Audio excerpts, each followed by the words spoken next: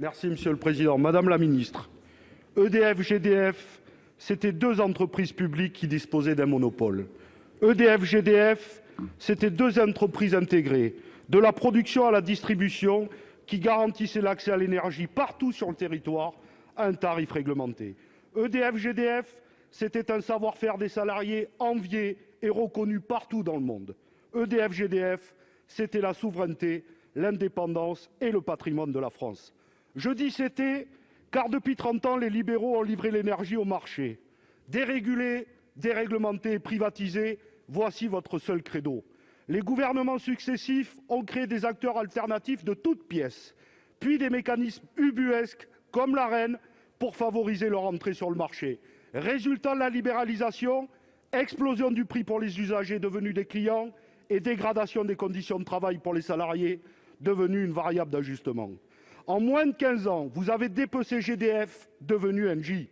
C'est maintenant au tour de l'entreprise EDF, avec votre projet Hercule, scindé en 3 entités.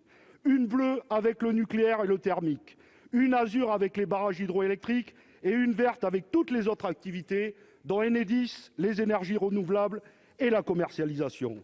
Les 2 premières demandant le plus d'investissements resteront publiques. La verte, générant des profits, sera privatisée. EDF sera ainsi privé de sa capacité à innover et réussir la transition énergétique et écologique du XXIe siècle. Plutôt que d'écouter la Commission européenne qui vous demande de tout brader au profit des intérêts financiers, entendez les usagers et les salariés mobilisés qui exigent un véritable service public pour défendre l'intérêt général. Madame la ministre, une question simple. Plutôt que d'organiser le blackout du service public, êtes-vous prête à renoncer à votre funeste projet ou alors à donner la parole au peuple français par référendum pour l'avenir de leur bien commun qu'est EDF ? Pour vous répondre, la parole est à la ministre de la Transition écologique. Vous avez la parole, madame la ministre.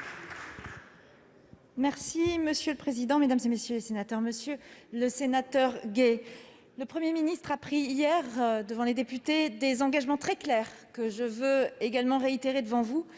La France, vous le savez, a fait de la lutte contre le réchauffement climatique un axe essentiel de sa politique, en s'engageant sur l'objectif d'atteindre la neutralité carbone en 2050. Dans ce cadre, EDF joue et jouera un rôle capital dans notre pays en étant l'un des principaux moteurs de la transition énergétique du pays. Et pour atteindre nos ambitions, le gouvernement, en lien étroit avec EDF, a donc engagé des discussions avec la Commission européenne pour donner à EDF les moyens d'assumer ce rôle clé que nous souhaitons lui donner. Il s'agit tout d'abord de mettre un terme au contentieux avec la Commission européenne qui dure depuis plus de 15 ans sur les concessions hydroélectriques, en permettant qu'EDF en conserve la gestion sans mise en concurrence. Il s'agit également de garantir le financement du parc nucléaire existant en réformant la manière dont la production d'EDF est mise à disposition des fournisseurs d'électricité et, in fine, vendue à l'ensemble des consommateurs.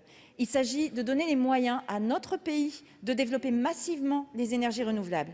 Il s'agit en outre de préserver les consommateurs français contre les hausses de prix des marchés de l'électricité.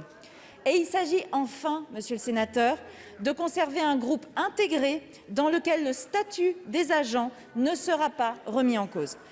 Vous le comprenez, monsieur le sénateur, nous ne souhaitons pas démanteler EDF, mais au contraire lui donner les moyens d'être un grand acteur au niveau européen et mondial de la transition énergétique.